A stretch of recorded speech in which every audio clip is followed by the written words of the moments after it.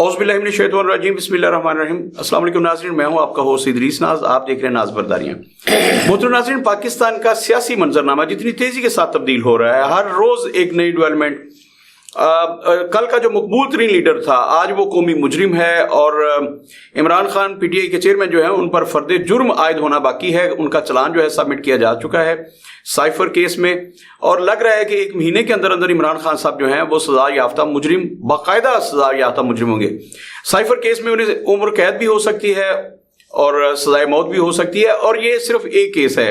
अभी 9 मई के वाकयात जिनमें 12 FIRs में उनको बाकायदा मुजरिम करार दे दिया गया, उनका ट्रायल फौजी अदालतों में शुरू होना बाकी है।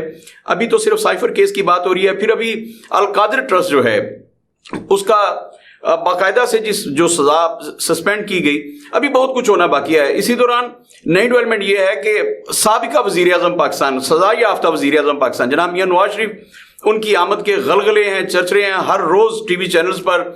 और मुस्लिम लीग नून बड़े लेवल पर नेल्सन मंडेला बना के अपने कायद नवाज शरीफ का इस्तकबाल कर रही है।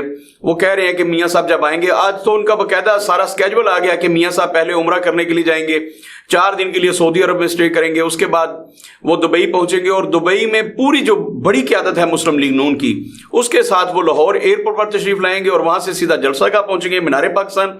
मीनार पाकिस्तान एक बड़े जलसागाह और बड़े पंडाल से खिताब करने के बाद वो जाती उम्र अपने घर जाएंगे और फिर वो कानून के आगे सरेंडर करेंगे।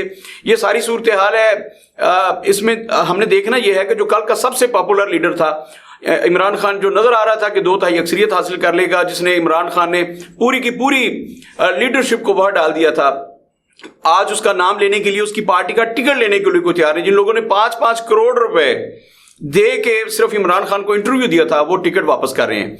तो जो मंजरनामा बन रहा है उस पर आज गुफ्तगू करेंगे।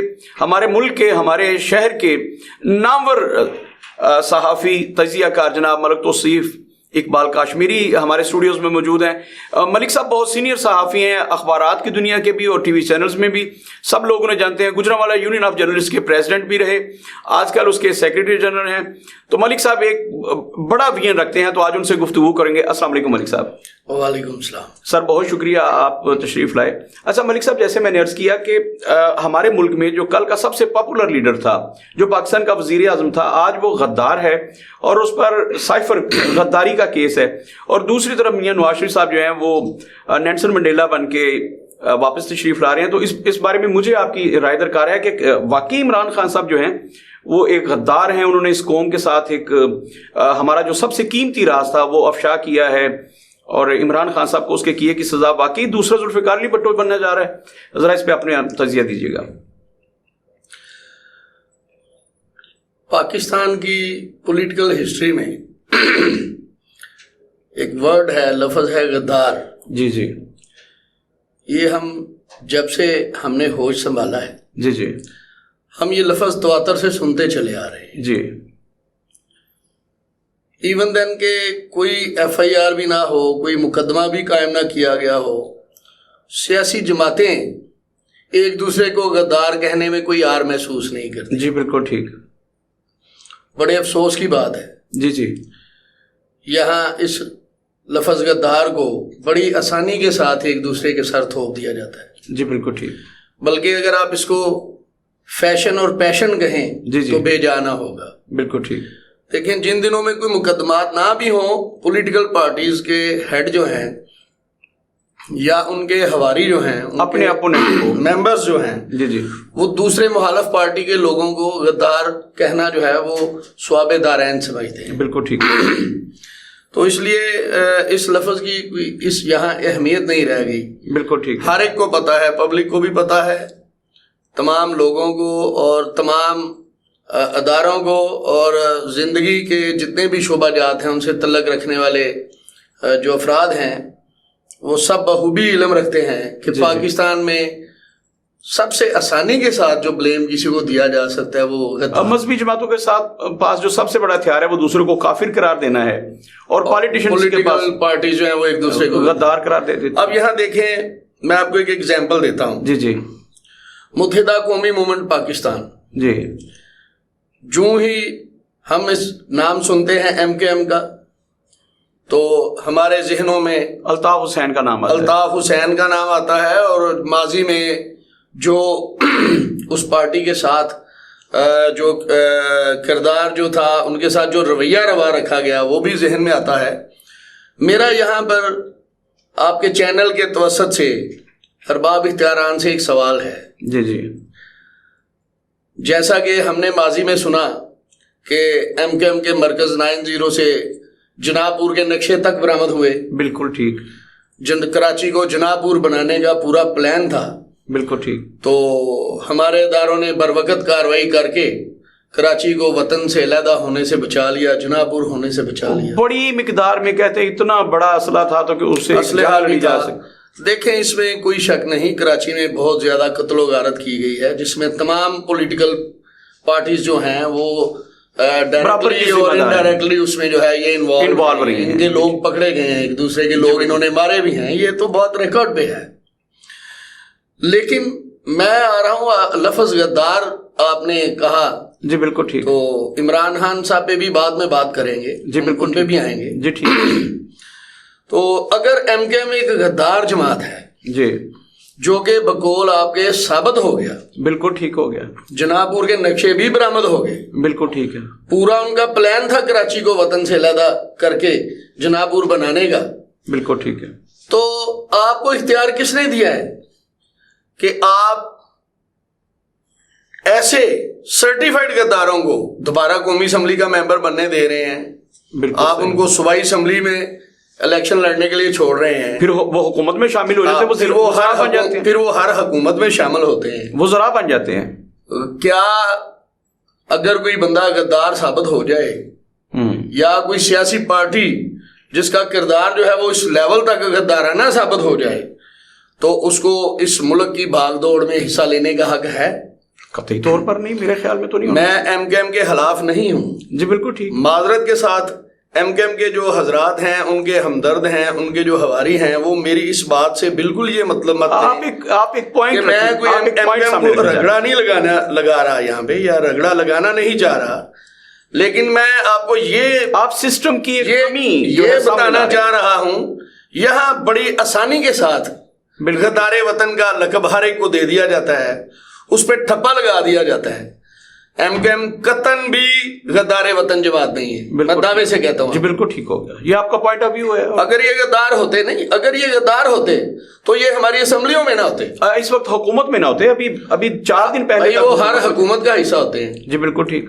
ٹھیک ہے، وہ پڑھے لکھے لوگ ہیں، مہاجر لوگ ہیں، انہوں نے پاکستان کے لیے مائگریشن کی، اپنا گھر بار، اپنی زمینیں، اپنی جائیداد، اپنی عزتیں تک لٹائی انہوں نے، وہ اس ملک میں پہنچے. تو یہاں آگے کیونکہ وہ متوسط طبقے کے لوگ تھے، غریب لوگ تھے، مزدوری کارکن ہیں اس وقت. ہاں جی. تو وہ اتنے بڑے پیمانے پہ جو ہے وہ سیاست میں وہ آگے اور چھا گئے اچانک. بالکل ٹھیک ہے. تو وہ جو ہے وہ بڑی کراچی اور سندھ کا منظرنامہ بدل بڑی بڑی پارٹیز کو جو ہے وہ ہضم نہیں ہوا ان کا اس طرح چھا جانا. بالکل ٹھیک ہے. اور سب سے بڑھ کے انہوں نے وڈیرا شاہی کو چیلنج کیا، جو کہ سندھ کا ایک بہت بڑا مسئلہ ہے، جن کا 84,000-85,000 ایکڑ اراضی تھی، وہ ان کو ہرا دیتے. انہوں نے وڈیرا شاہی کو للکارا. بالکل ٹھیک. تو وڈیرا شاہی کو کیسے یہ بات ہضم ہو سکتی تھی؟ تو پھر ان پہ غدار وطن کا ٹھپا لگا دیا. تو رہی عمران خان صاحب کی بات کہ عمران صاحب پہ غداری کا مقدمہ چلے گا، آگے اس کا کیا بنے گا. سائفر کی بات کر لیں. عمران خان صاحب نے ایک سائفر لہرایا جلسے میں. بالکل ٹھیک ہے، پیپر، اور انہوں نے کہا یہ سائفر ماضی قریب میں. اب پیپر دکھایا نہیں ہمیں، انہوں نے بتایا سائفر لہرایا. انہوں نے وہ کاغذ کا ٹکڑا تھا جس کو وہ سائفر قرار دے رہے تھے. ملک صاحب ایک سیکنڈ، انہوں نے کہا کہ مجھے میری حکومت جو ہے وہ امریکہ انڈائریکٹلی انوالو ہے، امریکہ یہاں پہ ایڈوائز کر رہا ہے، امریکہ جو ہے یہ میری حکومت کو گرانے میں پورا کردار ادا کر رہا ہے. ہمارے جو مقتدر حلقے ہیں پاکستان کے، وہ امریکنز کے کہنے پہ انہوں نے میری حکومت کو گرایا ہے. بالکل ٹھیک ہو گیا. دیکھیے عمران خان صاحب جو ہیں وہ سیزنڈ پولیٹیشین نہیں ہیں. بالکل ایسے ہی ہے ان کا، میرے مطابق بالکل ٹھیک ہے. ہی از ناٹ سیزنڈ پولیٹیشین. بالکل ٹھیک ہے. وہ ہمارے پلیئر رہے ہیں کرکٹ کے، پوری دنیا میں انہوں نے پاکستان کا جھنڈا لہرایا ہے، ورلڈ کپ انہی کے دور میں جیتا گیا ان کی کپتانی میں 92 میں، اس کے بعد نو ڈاؤٹ وہ فائٹنگ کرنا جانتے ہیں، وہ ول پاور ہے ان میں، بالکل ٹھیک، تو ایک پلیئر کی حیثیت سے انہوں نے اپنا لوہا منوایا۔ بالکل ٹھیک۔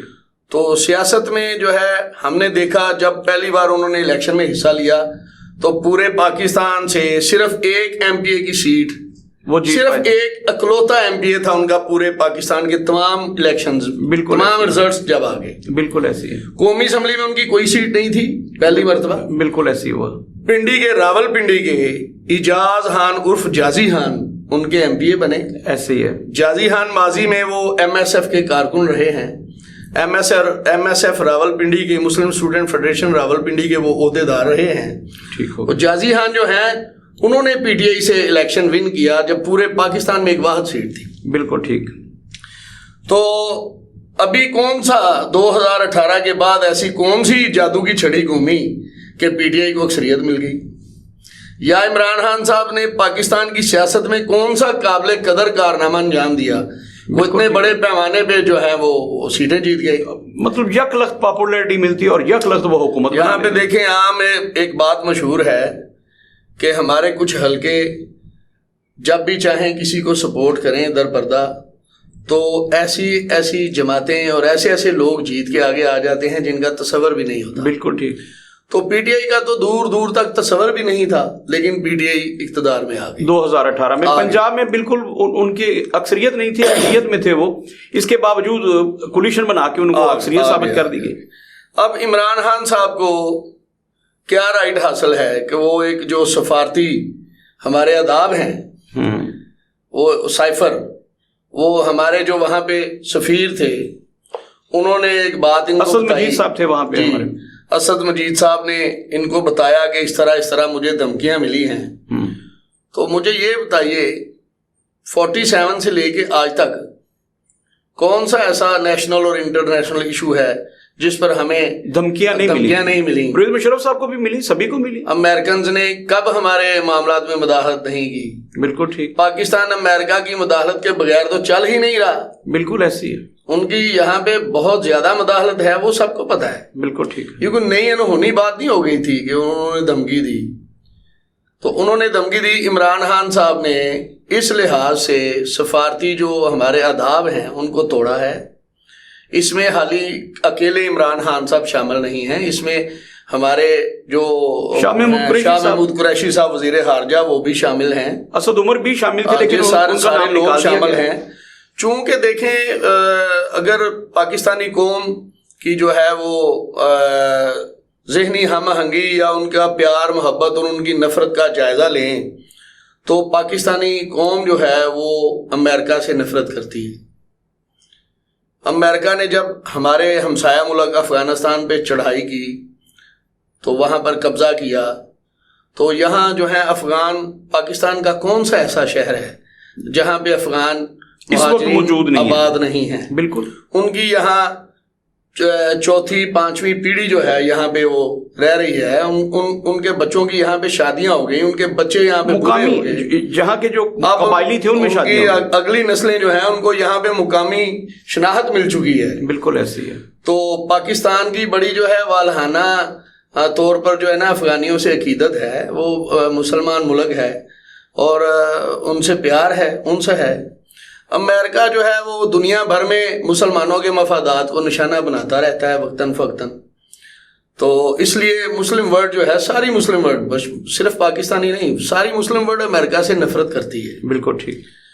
تو عمران خان صاحب جو ہیں، ان کا جو تھنک ٹینک تھا، ان کے جو قریبی ساتھی تھے، یقیناً ان کا مشورہ اس میں شامل ہوگا کہ ہاں صاحب اب یہاں پہ یہ پتہ کھیل جائیں تو گڈی جو ہے وہ چڑھ جائے گی۔ ملک صاحب اگر ہم، تو انہوں نے وہ امریکن مخالف بیانیہ جو ہے وہ سائفر لہرایا۔ اعظم خان جو وعدہ معاف گواہ بنے ہیں انہوں نے ہی عمران خان صاحب کو اس پہ اکسایا، انہوں نے ہی کہا اب وعدہ معاف گواہ ہیں وہ، دیکھیں وہ اب دیکھیں حقائق سامنے آ رہے ہیں۔ تو عمران صاحب نے امریکن مخالف بیانیہ چلا کے اپنی ریٹنگ بڑھائی۔ آپ نے دیکھا کہ پوری قوم جو ہے وہ اس بیانی کے ساتھ کھڑی ہو گئی۔ سب نے کہا کہ امریکہ کون ہوتا ہے ہمارے ملک میں اس لیول پہ مداخلت کرے اور خان صاحب کی گورنمنٹ کو گرائے۔ تو قوم کو وہ جو نعرہ تھا وہ سائفر والی بات بڑی پسند آئی, ان کے دل کو بھا گئی, بالکل, اور ساری قوم جو ہے وہ اکثریتی جو ہے وہ تعداد میں خان صاحب کے پیچھے چل پڑے. بالکل ایسے ہے. وہ خان صاحب نے قانونی طور پہ یہ جرم کیا ہے. بالکل سفارتی جو ہمارے راز و نیاز کی باتیں ہوتی ہیں ان کو اس طرح پبلک نہیں کرنا چاہیے, انہوں نے پبلک کیا. اب یہ قانونی ماہرین جو ہیں وہ اس پہ قانونی نقطہ نگاہ سے رائے دے سکتے ہیں کہ یہ غدار وطن کے زمرے میں یہ بات آتی ہے. وہ تو اگلے ایک مہینے میں ثابت ہونا. اچھا, دوسرا سوال آپ سے کرنا چاہوں گا ملک صاحب, میاں نواز شریف جو ہیں وہ پاکستان تشریف لا رہے ہیں. ایک عدالت نے انہیں سزا دی تھی اور میاں صاحب کا یہ موقف بڑا مضبوط ہے کہ میرے پہ مقدمہ تو تھا منی لانڈرنگ کا, میرے پہ مقدمہ تو یہ تھا کہ آپ بتائیں, آپ اس کی مجھے ثبوت دیے جائیں, لیکن مجھے اقامہ کی بنیاد پر نکال دیا گیا. اب میاں صاحب واپس تشریف لا رہے ہیں. آپ ذرا روشنی ڈالیے گا اس پہ کہ میاں نواز شریف جب پاکستان میں واپس آتے ہیں, جو مہنگائی کی سطح ہے, کیا میاں صاحب کے آنے کے بعد اس میں کوئی کمی واقع ہو سکتی ہے؟ میاں صاحب ان زخموں کا مرہم لے کے آئیں گے, کوئی مداوع کر سکتے ہیں ہماری پاکستانی قوم کے زخموں کا؟ دیکھیے, میاں نواز شریف جو ہیں وہ بھی اس ملک کے مقبول ترین لیڈر ہیں. 2/3 اکثریت بھی لی انہوں نے. جی لی انہوں نے, اور وہ 3 دفعہ اس ملک کے وزیر اعظم رہے, 2 دفعہ پنجاب کے وزیر اعلیٰ بھی رہے. پہلے وہ ضیاء دور میں وزیر خزانہ بنے تھے. بالکل ایسے ہی ہے. تو اس دور میں میاں نواز شریف صاحب کرکٹ بھی کھیلا کرتے تھے. ان کا میچ تو ہم نے بھی دیکھا باغ جناح میں, دیکھا ہوگا. تو میاں نواز شریف صاحب جو ہیں وہ بڑے پیارے, پولائٹ سے, گلاب کے پھول کی طرح آج کھلتا ہوا چہرہ ہے. آج بھی بڑے خوبصورت, بڑے پیارے ہمارے ملک کے وہ لیڈر ہیں, بڑے پیارے انسان ہیں. سیاست کے میدان میں بار بار انہوں نے ٹھوکر کھائی ہے. اچھا جی. پرائم منسٹر بنتے ہیں, اپنا ایک وہ بیانیہ جو ہے وہ ریکارڈ کرتے ہیں, اور جب وہ بیانیہ بیان کرتے ہیں, ریکارڈ پہ لاتے ہیں, پھر ان کو ٹھوکر لگ جاتی ہے. بالکل ٹھیک. ان کو اقتدار سے باہر کر دیا جاتا ہے. بالکل ٹھیک. ہمارے ملک کی بدقسمتی ہے کہ یہاں پہ سب سے بڑی جو بات ہے وہ قانون اور انصاف کی عدم دستیابی ہے, عدم فراہمی ہے, ناپیدگی ہے, عدم فراہمی ہے. بالکل ٹھیک. مولا علی علیہ السلام کا قول ہے کہ جس معاشرے سے, جس قوم سے انصاف ختم ہو جاتا ہے وہ قومیں صفحہ ہستی سے مٹ جاتی ہیں. بالکل ٹھیک ہو گیا. تو یہ چیز سوچ کے نا بہت تکلیف ہوتی ہے, دماغ پھٹنے کو آتا ہے. اللہ تعالیٰ نے جس انسان کو عقل سے نوازا ہے, جو انسان سوچ سکتا ہے, ادراک کر سکتا ہے معاملات کا, یقین جانیے ہر اس پاکستانی کا دماغ پھٹے گا یہ سوچ کر کہ آخر اینڈ کہاں پہ ہوگا. بالکل ٹھیک. ہوگا کیا اگر اسی طرح چلتا رہا تو ہوگا کیا. بالکل ٹھیک. یہاں ذوالفقار علی بھٹو پیپلز پارٹی کے وہ لیڈر تھے, روٹی کپڑا مکان کا نعرہ لگایا, قائد تھے, انہوں نے نعرہ لگایا, بڑے پاپولر ہوئے, خصوصاً مزدوروں میں, کسانوں میں, طلبہ میں, کسی بڑے طبقے میں جی بڑے وہ مقبول ہوئے. لینڈ اصلاحات بھی ان کے دور میں ہوئی تھیں, انہوں نے جاگیریں چھینی جاگیرداروں سے, اور وہاں اصلاحات کی کہ وہ 12.5 ایکڑ سے زیادہ کوئی مالک نہیں بن سکتا ایک بندہ. انہوں نے بڑی بڑی جو ملیں تھیں وہ بھی قومیالی یعنی قومی قبضے میں لی. انہوں نے ٹریڈ یونین کو, پاکستان میں ٹریڈ یونین کو پاورفل کرنا وہ بھٹو صاحب کا کردار تھا. بالکل ٹھیک. وہ مزدوروں کی تنظیمیں تھیں, طلبہ تنظیمیں تھیں. ٹریڈ یونین, کسی بھی ادارے کی ٹریڈ یونین, وہ اس کو اتنا پاورفل بھٹو صاحب کے دور میں ان کو کیا گیا ہے, اتنا مطلب ان کو اختیارات تھے کہ ان کی بات سنی جاتی تھی. بالکل ٹھیک. تو بھٹو صاحب بھی جاگیرداروں کے خلاف میدان میں آئے تھے, حالانکہ بھٹو صاحب خود بھی ایک جاگیردار تھے. 45,000 ایکڑ ان کی اپنی اراضی تھی, خود بھی جاگیردار تھے. لیکن پاکستان کے مقبول ترین لیڈر ہونے کا انہیں شرف حاصل ہے. اب دیکھیے, پاکستان کی دفعہ جو ہے قانون کی 109, وہ مشورے کسی بھی جرم میں مشورہ کوئی دے, معاونت کرے, اس مشورہ دے, مشورے کے اگینسٹ جو ہے وہ اس بندے پہ 109 اپلائی ہوتی ہے. بالکل ٹھیک ہو گیا. 109. تو 109 میں کہیں بھی قانون میں کسی بھی جگہ تشریح پہ یہ نہیں سزا کہ سزائے موت دے دی جائے. اور یہ پاکستان میں واحد کیس تھا جس میں ابھی تک 109 میں کوئی سزائے, میرا خیال ہے یہ پاکستان انڈیا یہ جو برے صغیر کا ریجن ہے نا، برے صغیر، جی جی، یہ پورے برے صغیر میں میرا خیال ہے ایسی کوئی مثال آپ کو کسی کنٹری میں نہیں ملے گی مشورے پہ مشاورت 109 میں بندے کو ہینگ کر، اور وہ ثابت بھی نہ ہوا ہو، 109 ثابت بھی نہ بھٹو ہوا. صاحب کو مشورے میں پھانسی لگا دی. بھٹو صاحب ملک کے وزیر اعظم تھے، عام آدمی نہیں تھے. بالکل ٹھیک. تو کیا ہوا؟ بھٹو صاحب کو جن ججز نے سزا دی، کیا ان کے خلاف کوئی کاروائی ہوئی؟ کچھ بھی نہیں، بلکہ وہ ریٹائرمنٹ لی اور انہیں بڑی بڑی مراد ملی انہیں. تو افسوس تو یہ ہے یہاں قانون اور انصاف نہیں ہے. تو پھر یہاں جب بھی کوئی بات حق کی بات کرتا ہے، اسے دیکھیں ماضی میں ہم اپنے صحافیوں کی بات کرتے ہیں، ہمارے منہاج برنا صاحب، نثار عثمانی صاحب، بڑے نام ہیں جی، جنہوں نے عزیزیں صحیح، ان کو کوڑے مارے گئے. بالکل ایسے. ماشاء اللہ دور تھا ضیاء صاحب کا، اس میں منہاج برنا صاحب کو کوڑے مارے گئے، ان کے ناخن کھینچے گئے پلاس کے ساتھ. ہاں جی، ان کو سزائیں دی گئی، زبانیں کاٹ دی گئی، کوئلے رکھے گئے. کس پاداش میں؟ سچ لکھنے کی پاداش میں، سچ بولنے کی پاداش میں. عوام کی ترجمانی کرتے تھے وہ. جی جی جی، کوڑے مارے گئے صحافیوں کو. تو اب یہاں دیکھیں مزید اگر کھل کے بات کی جائے تو پھر پر جلنے والی بات ہوگی. ملک صاحب، میں نے جو آپ کی گفتگو سے جو مجھے ابھی تک سمجھ آئی کہ وہ بے شک ایم کیو ایم جو بھی وہ مقتدر حلقہ جو انہیں لاتا ہے، اس کے خلاف اگر خلائی مخلوق آپ کہیں یا جو بھی آپ اسے کہیں، ایک ہی ادارہ ایسا ہے جو یہ سمجھتا ہے کہ اگر ہمارے خلاف بولے تو پھر یہ بندہ منظر سے ہٹ جائے گا. اچھا سر، میرا کویسچن یہ تھا کہ میاں نواز شریف اگر 21 اپریل کو تشریف لے آتے ہیں، ان کے آنے سے عوام کو کوئی ریلیف ملے گا؟ کوئی دودھ کی نہریں، کوئی شہد کی نہریں، کچھ کاروبار؟ ملک کے حالات جس نہج تک پہنچ چکے ہیں، فوری طور پہ تو میاں نواز شریف صاحب کوئی ایسا الادین کا چراغ ساتھ نہیں لے کے آئیں گے کہ جس کو وہ رگڑیں گے اور حالات جو ہے وہ ایک دم تبدیل ہو جائیں گے. جی بالکل ٹھیک. مہنگائی کنٹرول ہو جائے گی. اچانک تو ایک دم ایسا ممکن نہیں ہے. بالکل ٹھیک.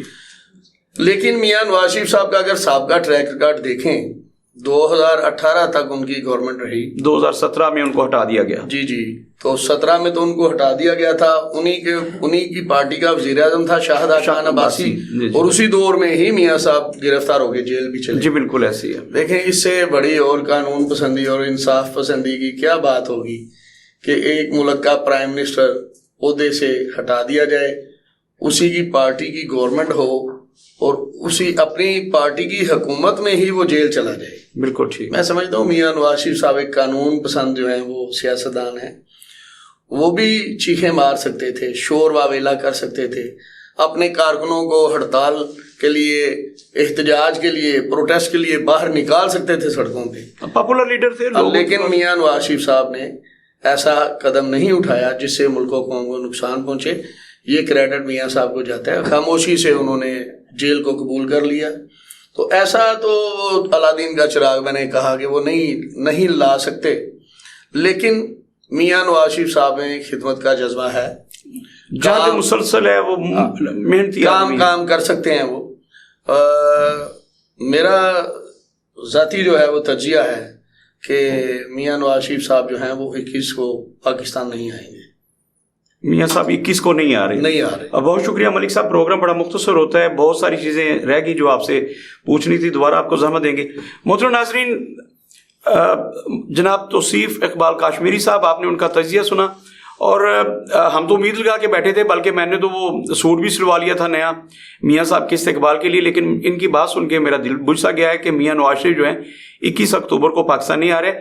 لیکن ایک بات جو ان کی ساری گفتگو کا کنکلوژن تھا وہ یہ تھا کہ پاکستان کے لیے آپ کی جتنی مرضی خدمات ہوں، لیکن اگر آپ کسی ایک وہ حلقہ یا وہ ایک کہہ لیجیے ادارہ جو سمجھتا ہے کہ ہمارے خلاف اگر کوئی بات ہوئی تو یہ ایک مقدس کتاب کو چھیڑنے والی بات ہے، پھر آپ نہ پالیٹکس کر سکتے ہیں، نہ آپ کو زندہ رہنے کا حق ہے.